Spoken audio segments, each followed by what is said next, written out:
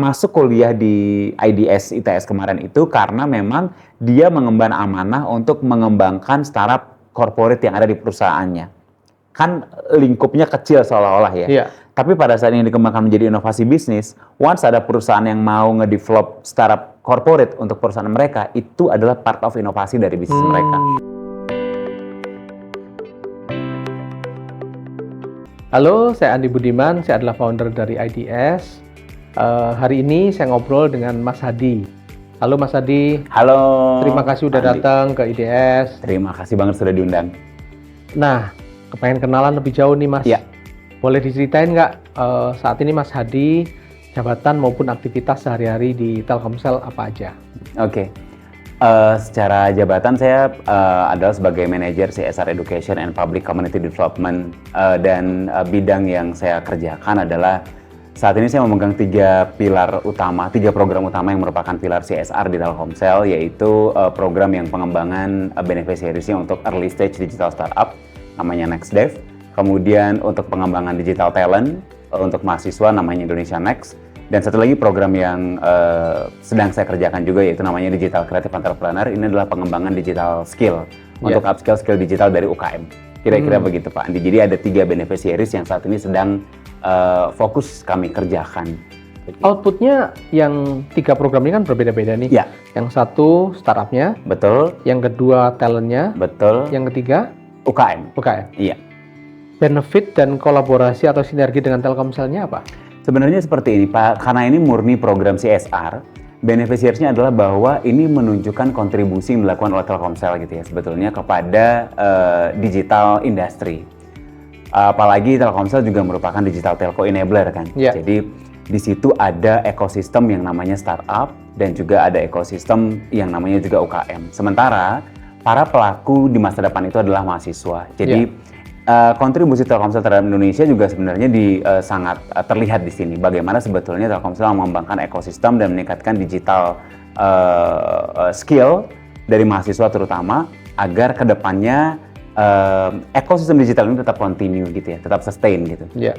Nah, since kalau misalnya startup juga, bagaimana sebenarnya startup ini sekarang butuh pemahaman tentang fundamental bisnisnya gitu loh, Pak Andi. Bahwa pada saat kemarin sempat ada winter yang ada di startup, banyak ternyata startup itu fokus pada saat mengembangkan startupnya, nge-develop startupnya, fokusnya kepada how to get funding gitu. Ini sebetulnya kita kembangkan di NextDev. Bagaimana sebetulnya how to make your startup sustain gitu misalnya dan memiliki impact. Itu sebabnya kita di NextDev menyebutnya sebagai sebuah program inkubasi di Impact Incubator.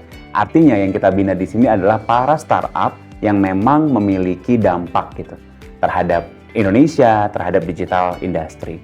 Lalu di masa depan startup ini kan akan diisi oleh digital talent yang dibentuk saat mereka saat ini menjadi mahasiswa. So kita butuh informasi sebetulnya apa needs gitu sebetulnya dari para pelaku digital, para startup founders gitu. Apa yang mereka butuhkan, skill apa. Kita tahu bahwa sebetulnya dalam startup itu ada 3 role play yang namanya hustler, hipster, hacker. Di sini sebetulnya yang kita ciptakan di Indonesia Next ini ada hustler, hipster, hacker yang kita grooming mereka skillnya agar memiliki kapabilitas di masa depan nanti mereka apakah mereka memang mau terjun di digital startup atau industri apapun yang konvensional sangat membutuhkan skill yang sebetulnya secara role ini di tiga ini ada gitu. Nah, sementara UKM ini kan kita juga tahu bahwa penopang ekonomi di Indonesia juga kan UKM gitu ya.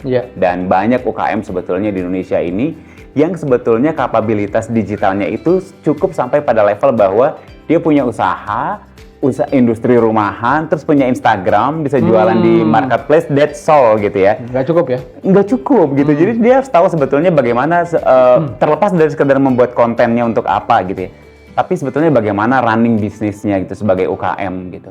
Kemana sasaran marketnya itu kemana gitu misalnya. Ini juga di grooming oleh Telkomsel untuk segmen beneficiaries-nya itu adalah UKM. Itu yang kita kembangkan. Kisah sukses yang sudah berjalan dari startup ataupun talent atau UKM ada? Kalau bicara dalam tataran angka, sebenarnya kan sudah ada, kalau pendaftar yang kita kan itu melakukan roadshow itu kan pasti akan mengundang para pelakunya ya.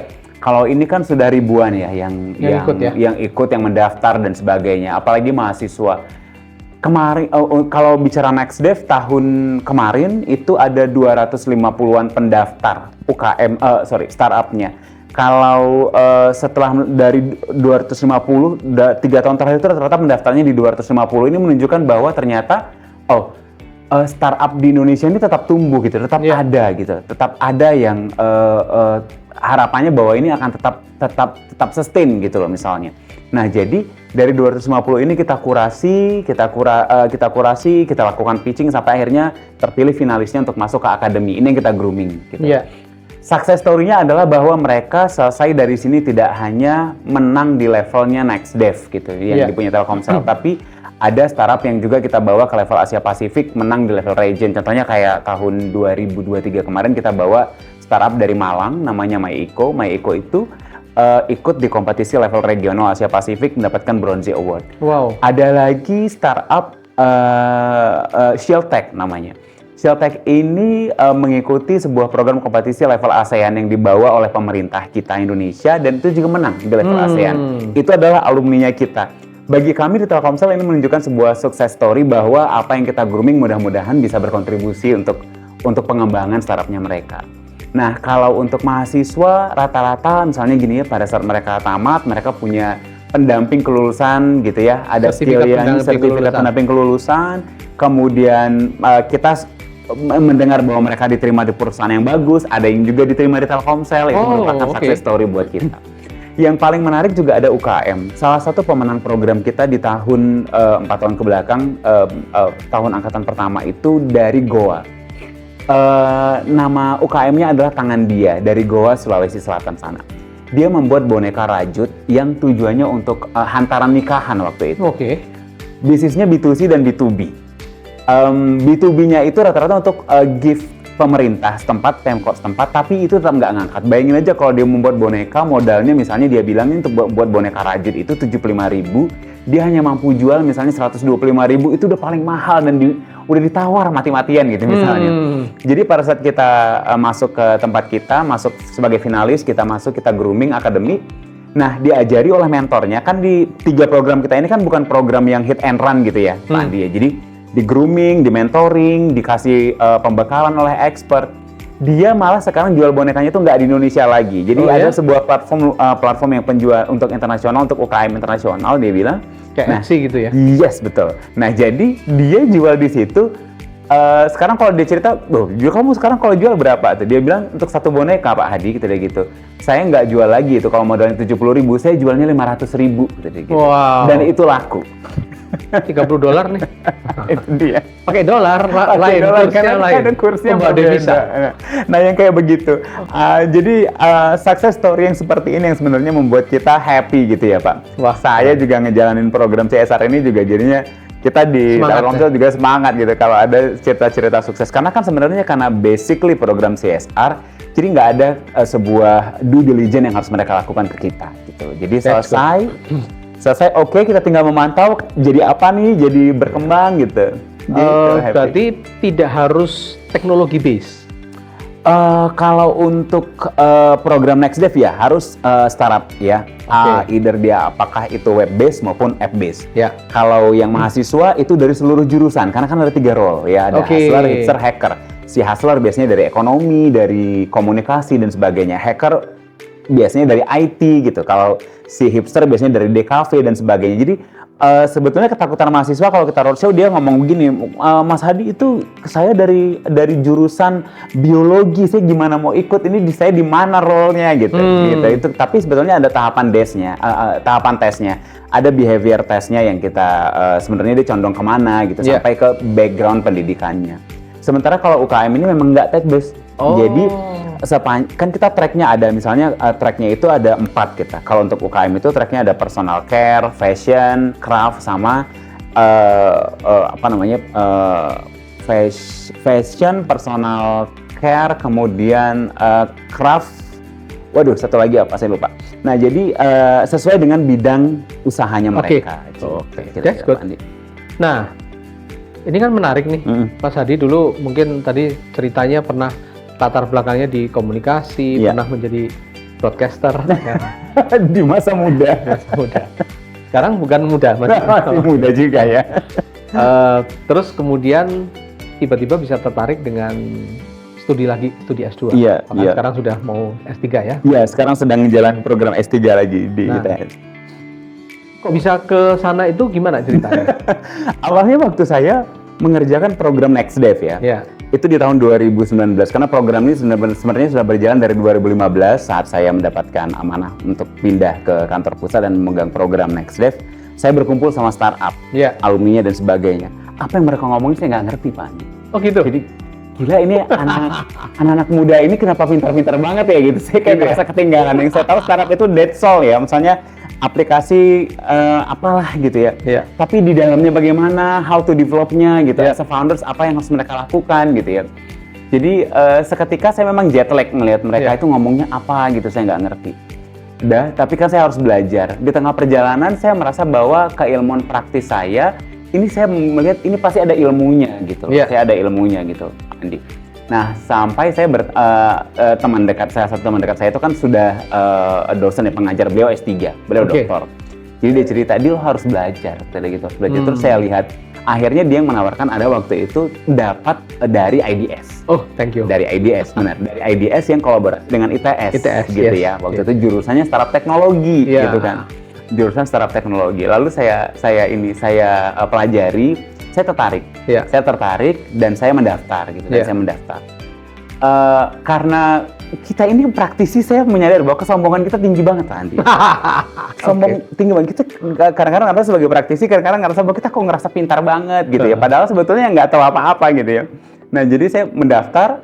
Begitu saya masuk ternyata benar gitu, di dalam saya ngeliat ini ilmunya apa lagi gitu ya. Karena kan pelajarannya teoritis banget ya, teoritis banget, dan saya sudah punya ilmunya. Jadi bagaimana saya membuat menyatukan antara keilmuan praktisi saya, kemudian bagaimana teorinya, itu yang sebetulnya kurikulum yang dirancang IDS bersama ITS di sini itu menurut saya sangat baik ya. Bagaimana mereka sebetulnya ngejahit gitu, karena kan rata-rata di S2 kemarin itu kan memang mahasiswanya itu semua mahasiswanya itu kan semua praktisi gitu.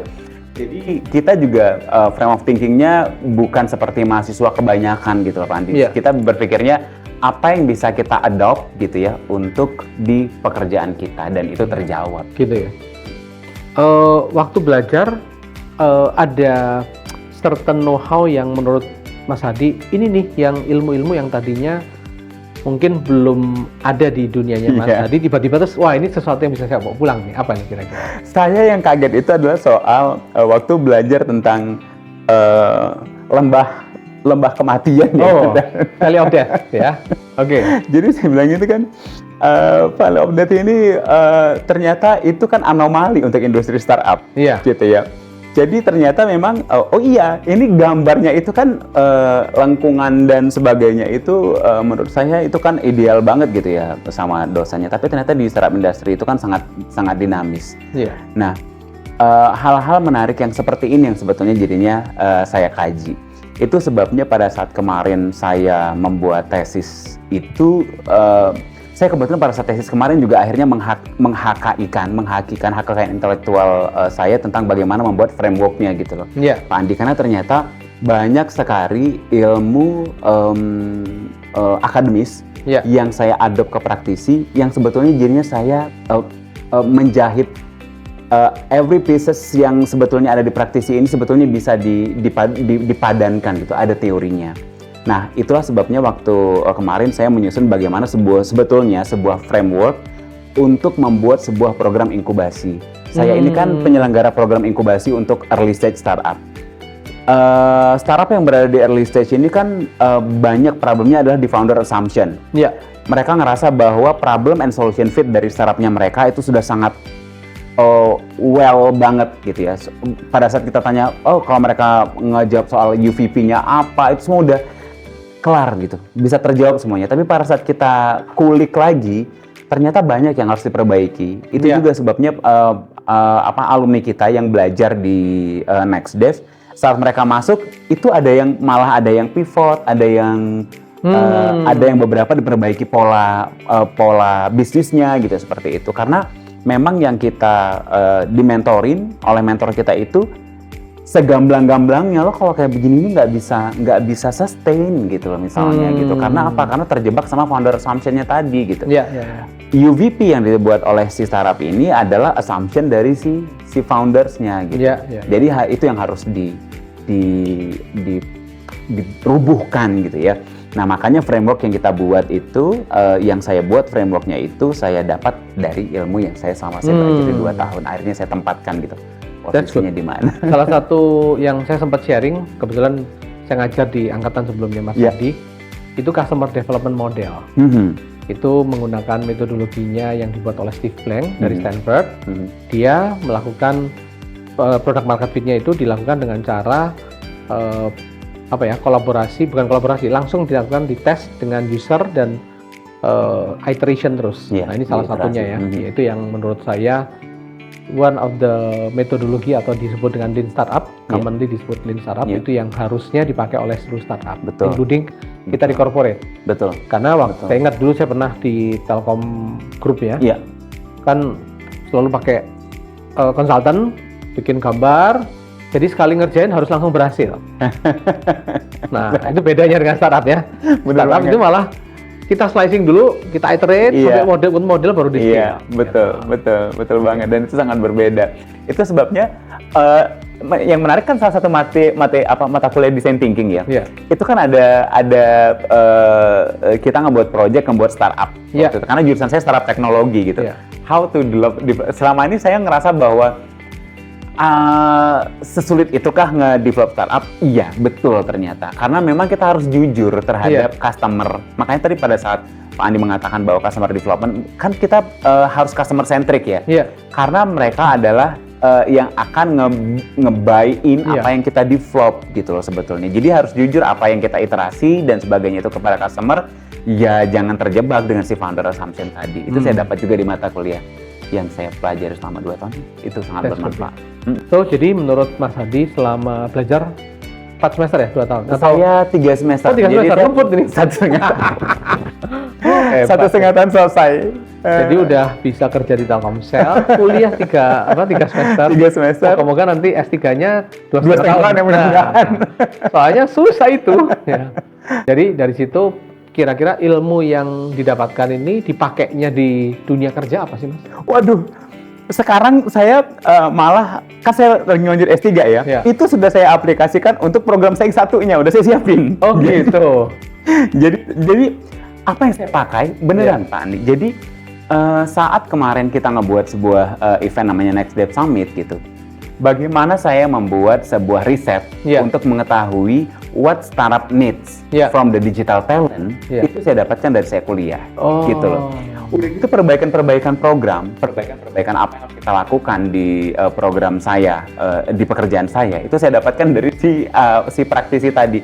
Jadi gini, kurikulum mungkin IBS pasti sudah bekerja sama dengan ITS ya. ITS sebagai sebuah lembaga pendidikan yang menurut saya trusted gitu di Indonesia. Nah, IBS ini kan berangkat dari kampus yang memang praktisinya itu kental banget gitu ya. Sehingga apa yang dibutuhkan sebetulnya kita praktisi itu bisa diteoritiskan di akademisi gitu. Saya atasan sempat ngomong begini pada saat saya mau S3, soalnya kebanyakan orang yang sudah dokter itu berpikirnya jadi lambat. Tapi itu sebetulnya kan gini ya, berpikir lambat itu karena kita menjadi lebih kritis gitu. Benar. Tapi saya bilang gini, di situ bedanya. Kalau kita yang praktisi lalu masuk ke akademis, kita bisa lebih faster gitu daripada akademisi. Karena apa? Karena sebagai praktisi kita tahu outputnya akan seperti apa gitu. Gitu sebenarnya Pak Andi. Jadi insya Allah speed itu nggak akan berdampak gitu. Tapi akan punya standar kerja yang lebih baik. Betul. Jadi saya challenge sebenarnya waktu S3 itu metodologi. Betul. Cuma itu menurut saya why kita jadi punya model yang robust, yaitu gara-gara kita punya kuliah S3 nanti. Betul. Karena kita jadi lebih kritis gitu, lebih kritis terhadap apa yang mau kita putuskan atau langkah yang mau kita ambil gitu. Menurut saya sih saya ngerasa bahwa saya dapat feels-nya di situ. Kenapa saya sekarang jadi lebih kritis ya? Tapi tidak akan berdampak terhadap speed. Karena kita biasanya kalau di perusahaan kan kita punya target waktu ya, timeline yang sangat ketat gitu loh. Jadi berbeda dengan kalau misalnya targetnya itu hanya sebatas kalau misalnya mau mengejar jadwal ujian atau mengejar itu. Tapi pada saat bicara target, apa angka yang harus kita achieve itu sangat clear gitu di perusahaan gitu ya Pak Andi. Sehingga pada saat kita tahu targetnya di sini, angkanya sekian, kita tahu berpikir kritisnya akan seperti apa dari ilmu si akademis tadi gitu Pak Andi. Mungkin saya mau nanya, angle-nya rada berbeda gini. Kita ngomongin startup teknologi. Telkomsel perusahaan raksasa. Betul. Loh, apa cocok mindset startup teknologi ini buat perusahaan sekelas Telkomsel? Sebetulnya kalau saya secara spesifik di program inkubasi startup saya, inkubasi startup. Jadi memang bagaimana sebetulnya kita berpikir membuat sebuah program bagaimana menyelamatkan startup ini agar tetap sustain, gitu. Karena kalau misalnya startup ini sustain, otomatis Telkomsel berkontribusi terhadap bertambah dan bertumbuhnya jumlah startup yang ada di Indonesia. Sehingga digital ekosistem startup yang ada di Indonesia itu juga ada kontribusi Telkomsel menyumbangkannya gitu. Nah, kedepannya juga si startup ini juga kan akan ada potensi kolaborasi Pak Andi. Termasuk alumni-alumninya NextDev itu juga kan ada yang berkolaborasi dengan Telkomsel beberapa program. Ada bahkan yang difunding oleh Telkomsel Ventures gitu ternyata. Kalau di program kita kan memang tidak ada sifatnya akan ada funding, tapi sifatnya grant money ya dan hibah. Tapi startup yang memang bagus, biasanya kita akan rekomendasi ke Telkomsel Ventures dan akan direview di situ untuk di-funding gitu. That's good one. Gitu. Jadi kebetulan program kita startup teknologi ini sedang kita repositioning dan perubahan. Karena mungkin tren startup sudah tidak seperti sebelumnya. Betul.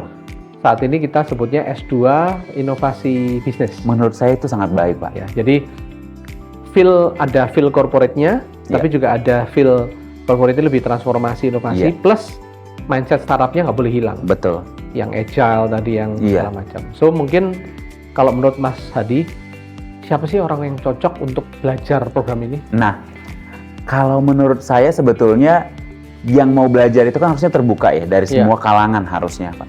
Tapi praktisi yang masuk ke IDS yang kolaborasi dengan ITS ini merupakan sebuah langkah keharusan menurut saya. Karena apalagi namanya sudah dirubah inovasi bisnis, sehingga buat praktisi, anggaplah sebuah BUMN misalnya, seperti PLN gitu misalnya, yang teman-teman saya juga ada di situ.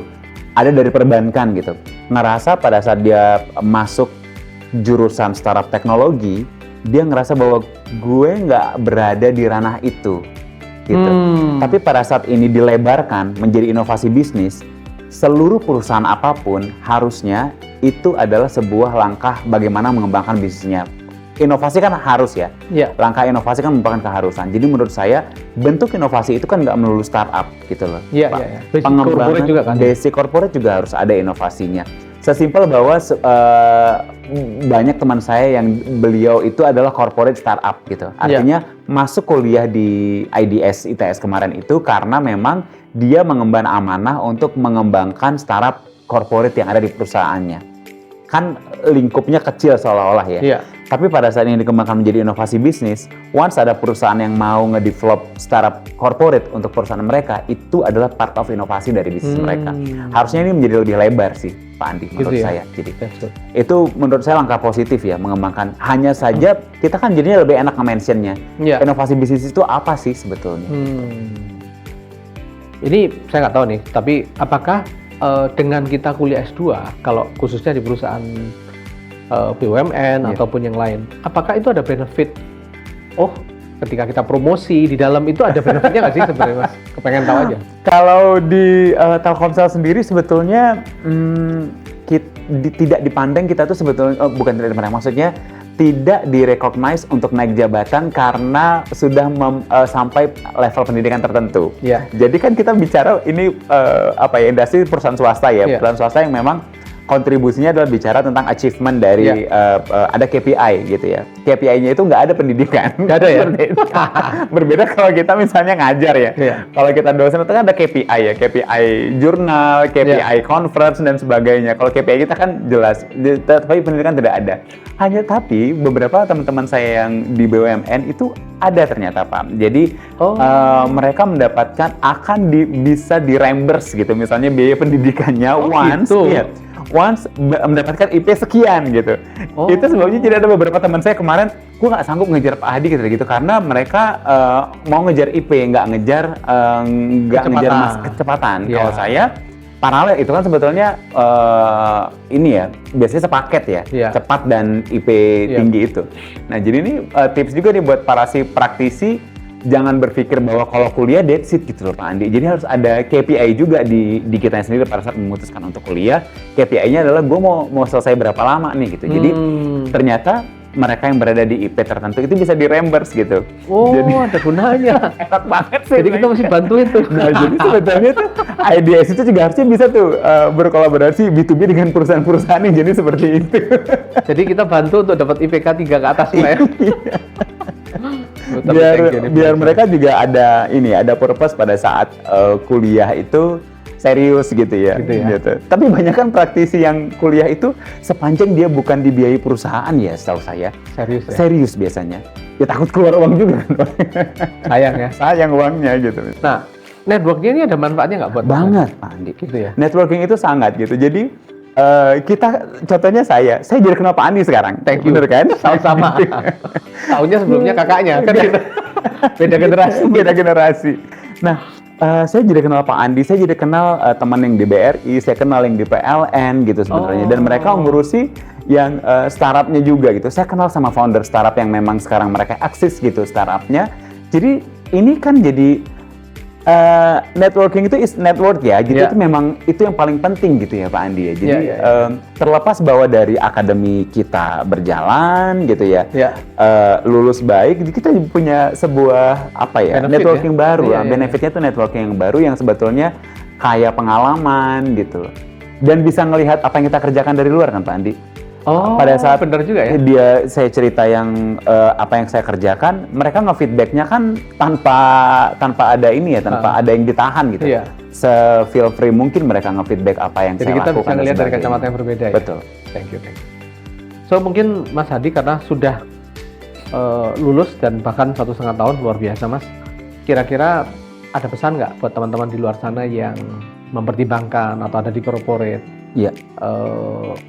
Apa yang membuat mereka harus belajar? Yang pertama pada saat kalau saya memang sangat terikat sama brand Pak Andi. Jadi saat saya memilih, kenapa saya memilih IDS yang berkolaborasi dengan ITS, saya ngelihat bahwa background-nya IDS ini juga kan cukup lekat ya di dunia praktisi, berkolaborasi dengan ITS. ITS adalah sebuah kampus yang kampus teknologi yang memang part of top 5-nya di Telkomsel dan proven gitu menurut saya. Jadi yang pertama memang bahwa pada saat memilih kampus, lihat dulu gitu ya, kampus itu kredibilitasnya seperti apa. Thank you. Nah, pada saat memilih itu, kan brandnya sudah dapat gitu ya. Baru lihat kan jurusan. Kalau jurusan ini kan tinggal bagaimana kita menyesuaikan gitu ya, menyesuaikan apa needs-nya kita gitu.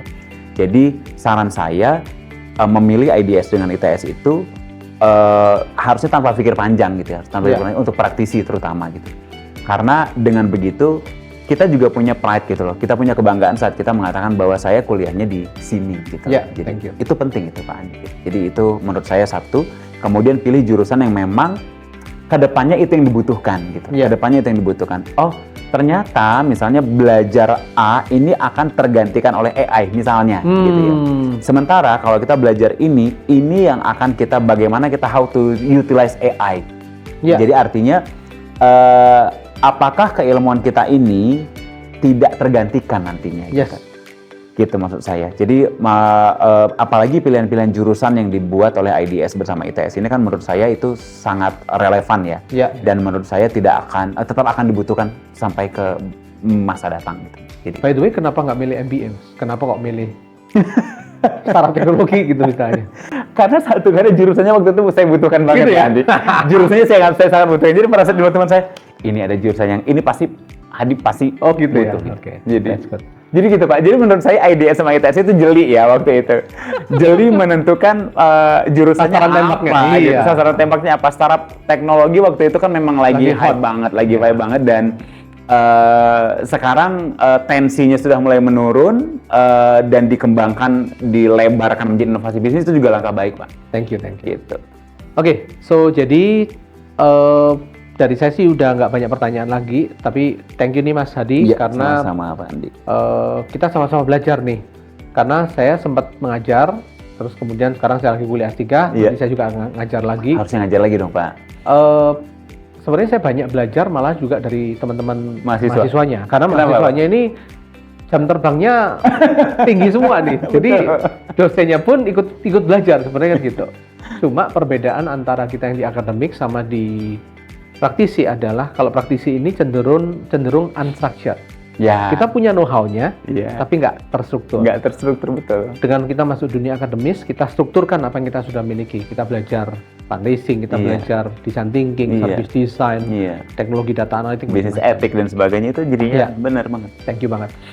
Jadi bagi teman-teman yang tertarik untuk belajar, meskipun Anda dari perusahaan, Anda berasal dari startup, saatnya bergabung dengan program S2 Inovasi Bisnis, kerjasama antara ITS dan IDS.